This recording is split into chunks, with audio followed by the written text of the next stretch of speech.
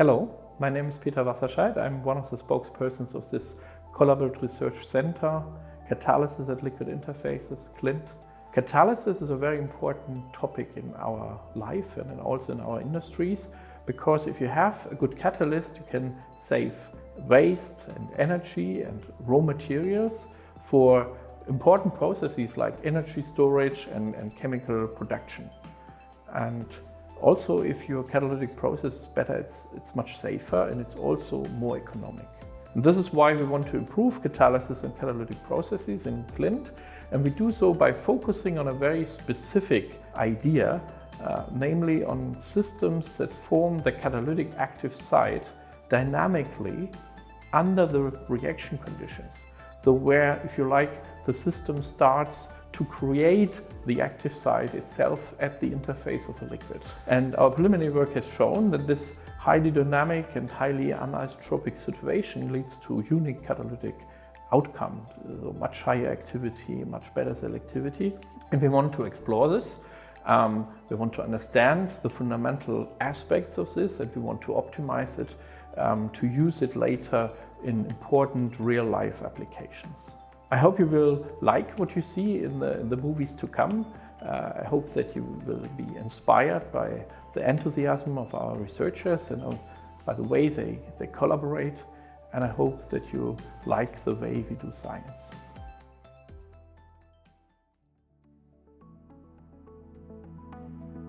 Hello, my name is Christian Papp. I'm one of the PIs of the Collaborative Research Center 1452 Catalysis at Liquid Interfaces. We aim for understanding and implementing a new paradigm in catalysis, which is catalysis at liquid metal interfaces. Catalysis is part of almost any large-scale chemical production processes and is used in chemical plants around the world. Catalysts allow us to produce chemicals for everyday life in a more resource and energy efficient way. Researching catalysis is thus a way to reach a more sustainable future. When we take a look into those chemical plants, what we will find are these vessels, the reactors, where the chemistry and in particular the catalysis happens. If we now take a microscope and look at these catalysts, what we will find are solid nanoparticles on a support that holds them. We now want to move forward towards a new approach where we use supported liquid metal catalysts, so-called SCALMs, which have been proven to be more efficient and more sustainable. The catalysts now consist of a liquid metal with a few catalytically active atoms in it, decreasing their cost and optimizing their performance. We now want to understand how these new catalysts work and want to implement them into chemical industry. Our interdisciplinary approach will allow us to answer all the questions in this new field, going from the nanoscale, where we want to obtain an atomic picture of the surface processes, to the mesoscopic support, and to the macroscale, where we want to implement these new catalysts into a reactor. In the following, we want to highlight some of our research going from fundamental to applied science. Hello, I am Michael Moritz and I'm a chemist working at the Institute of Physical Chemistry 2. Here we are analyzing SCALMs catalysts using spectroscopy and microscopy. Liquid metal catalysts are new and have exciting properties. Their surface, where the reaction happens, is highly dynamic, and this influences the catalytic reaction. In my lab, we focus on investigating the catalyst surface using X-ray photoelectron spectroscopy. With it, we can determine chemical and electronic states, and we use this information to understand the mechanistics and properties of these liquid and highly dynamic surfaces. To understand this new field of research, we first investigate simple model systems, such as macroscopic droplets of liquid gallium, in which we dissolve catalytically active metals. Our understanding of the macroscopic system is then the starting point to investigate the changes happening when going from the macro to the nano system. Therefore, the next system we look at are nanoparticles on flat supports.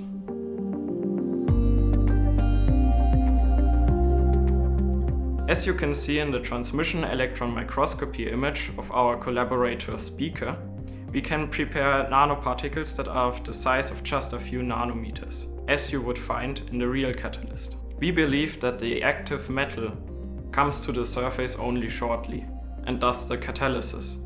And we want to capture this moment with our techniques. But not only the mechanistics of the liquid metal are important. Since we have the unusual case of a liquid heterogeneous catalyst, we also need to engineer special supports that maximize catalytic efficiency.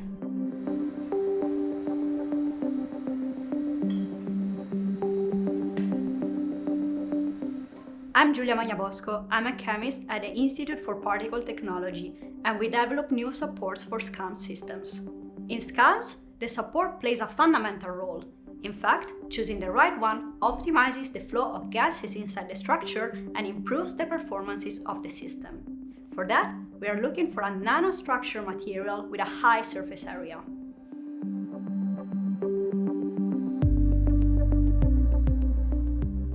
Hi there, my name is Marco Jimenez. I am a doctorand working on the chair of chemistry of thin film materials.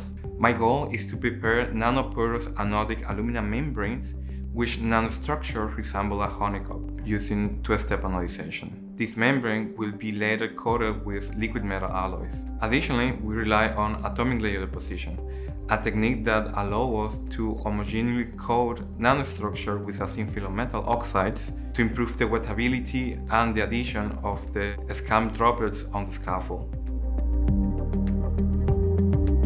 My research focuses on a new type of nanostructure called inverse opal.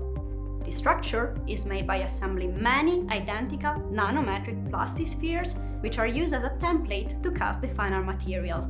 The spheres are then burned away and we are left with a material made out of interconnected pores, kinda like an order sponge.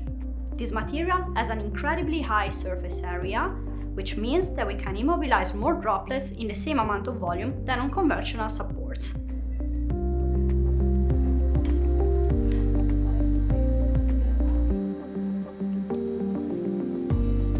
We take advantage of the advanced facilities presented at the University of Erlangen, such as electron microscope and homemade reactor, to study our materials and introduce them to the real system.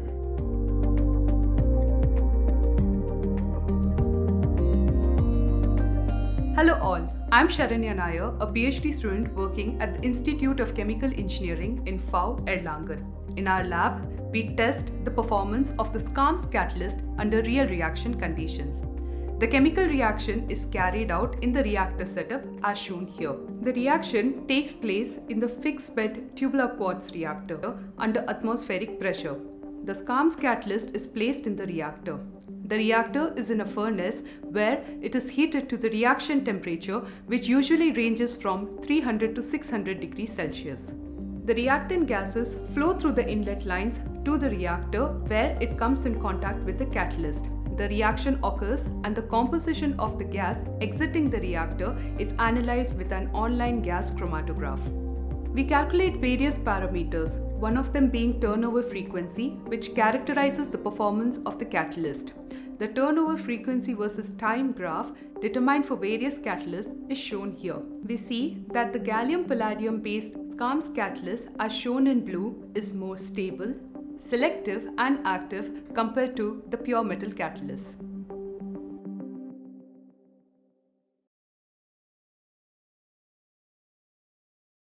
Hello, my name is Dorothea Visser, and I'm a group leader at the Erlangen Center for Interface Research and Catalysis at the FAU.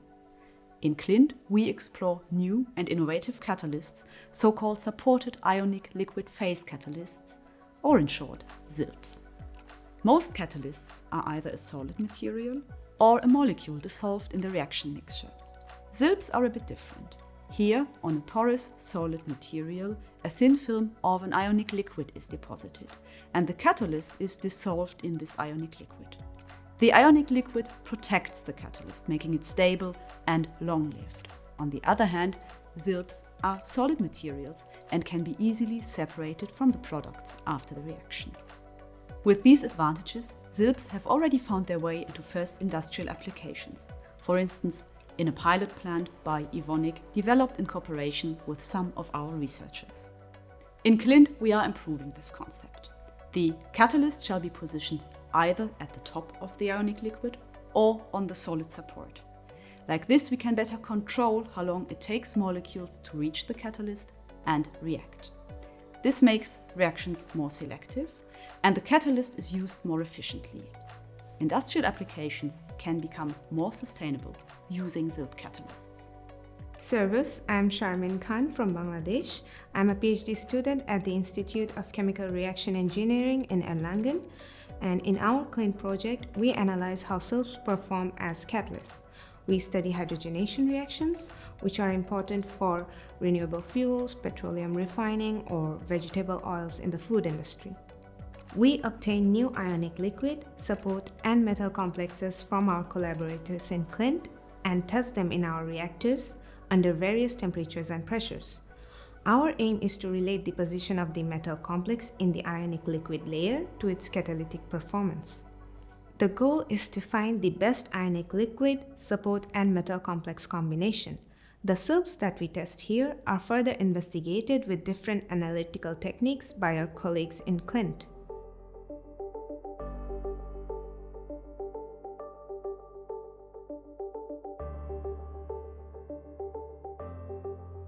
Hi, I'm Cindy Tavera. I'm from Colombia. I'm a chemist and PhD student at the Erlangen Center for Interface Research and Catalysis.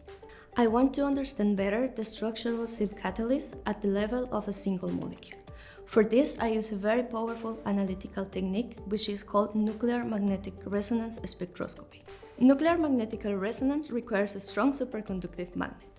Ours is 11.7 Tesla, which is about 10,000 times stronger than this fridge magnet. Sharmin's sample is going to be filled inside this container. We will locate and spit in the middle of the magnet.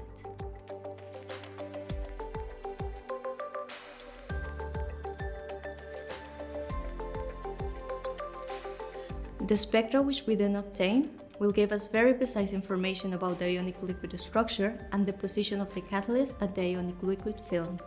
We also work on techniques to study the catalyst inside the spectrometer and the reaction conditions in real time to better understand what's going on the reaction. Hi, I'm Francesca Pelusi, I'm a physicist and I'm from Italy. Currently, I'm a postdoc fellow at the Helmholtz Institute Erlangen-Nürnberg. With my colleagues, I develop new theoretical models and perform numerical simulations. My role in CLINT is to investigate the wetting dynamics of ionic liquid films in contact with porous materials by analyzing the impact of different system properties. These simulations require a lot of computational power, which is made possible by the cluster available here at the Helmholtz Institute Erlangen-Nürnberg and some other supercomputing centers in Germany. Numerical simulations play a very important role in CLINT because they help to understand some experimental findings of other groups and find new strategies to further improve ZILP catalysts. Several projects in CLINT focus on computer models to predict the properties of ZILP materials and the processes inside chemical reactors. In CLINT, researchers from synthesis, analytical techniques, and computer simulations cooperate closely. By combining our results, we make ZILPs fit for their use in industrial applications in an efficient and sustainable way.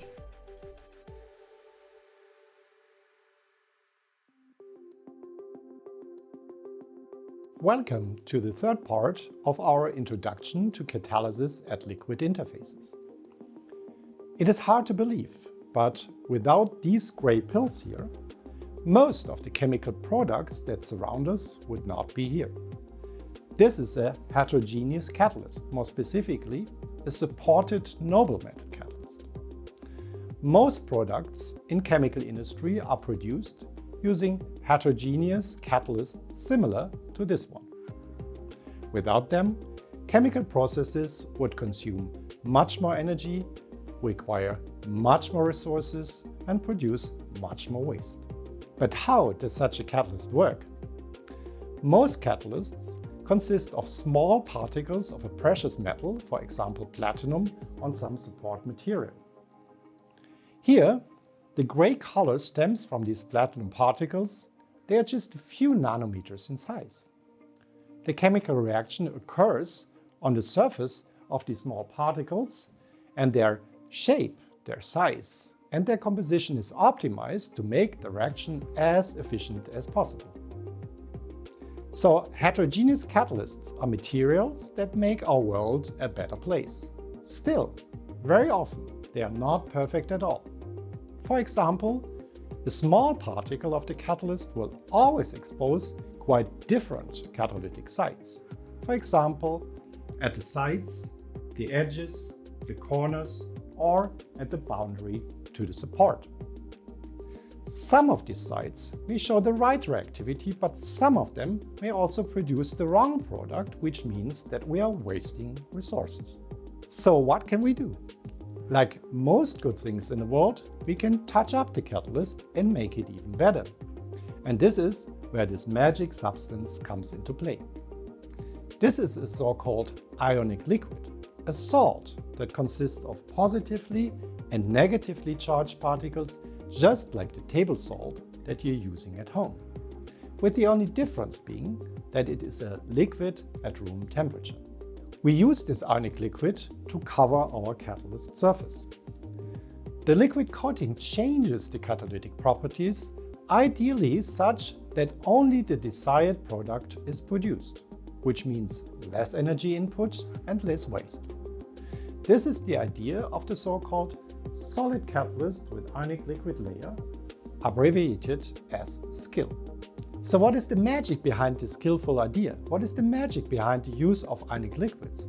Now, first the liquid forms a salt carpet on the catalyst, which is so mobile that the reactant molecules can still access the catalyst surface. The salt carpet can then steer the catalytic reaction into the right direction. Fascinatingly, chemists know how to make billions and billions of different ionic liquids, so we can tailor the carpet such that it has exactly the right properties. This brings us to the key question of this project. What would be the right properties? What would be the right ionic liquid? Well, for example, we could tailor an ionic liquid that selectively blocks the catalyst sites which are responsible for making the wrong product. But this is only one example. There are actually many other effects that could also steer the reaction into the right direction. And all of these tricks would make the catalyst better, helping to save energy and resources.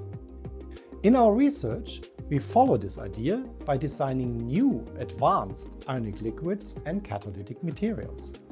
This is why we denote this approach as advanced skill.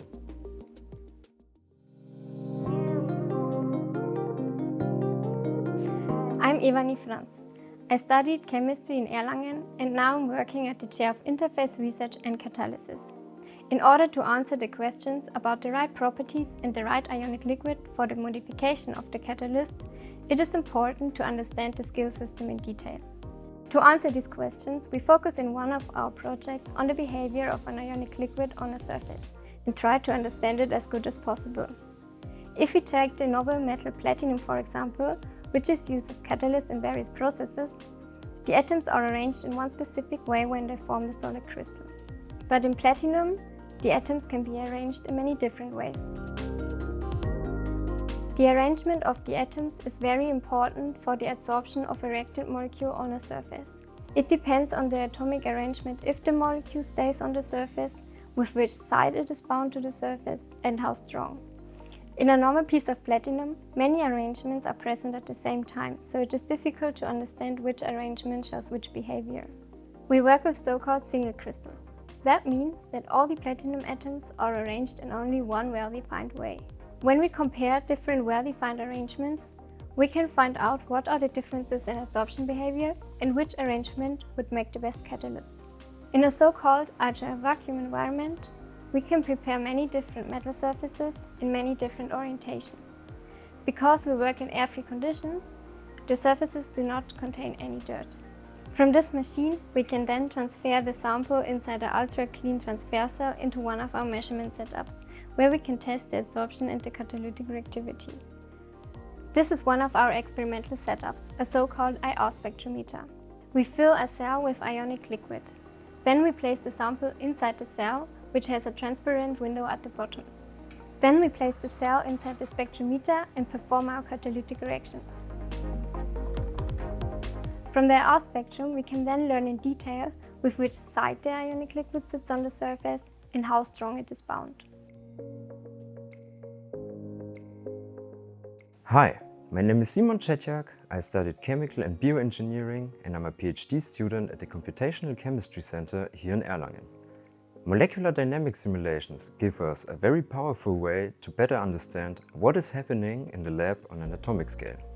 Once we have done our simulations, we can analyze the individual molecules of the ionic liquid and see what is happening if we are changing their structure or even the structure of the catalytic surface. However, our simulations are based on many assumptions and therefore it is very important to always compare the simulation results with the experimental data. We can analyze the structures of the adsorbed ionic liquid molecules on the surface and compare them to the experimental results of the infrared spectroscopy experiment you saw earlier. This way we can find out if our assumptions are correct and we can better understand the experimental result. These calculations are very demanding and need a lot of computational power. To give you an idea how complex such calculations can be, here is a small example. In this particular case, the entire system consists of 500,000 atoms for which the interaction forces and thus the resulting movement of each atom has to be calculated. Assuming that 10 integrals have to be solved per atom, 5 million integrals have to be solved for one time step of the entire system. For 1 nanosecond simulation time, which you have to divide into 1 million time steps, this would mean 5 to the power of 12 integrals. If I were to run the simulation on my desktop PC or laptop at home, I would wait for 100 days. In contrast, on a single node like this with 4 GPUs, I wait less than 1 day for my results. Therefore, we run our calculations on a large computational cluster in our university's data center. When we have done our measurements and calculations, we discuss our findings. We can then make conclusions about the behavior of a specific ionic liquid on a specific surface. First, we share our results with other scientists in our project. Then we publish them in scientific magazines and present them on conferences, so you can read about our work if you like.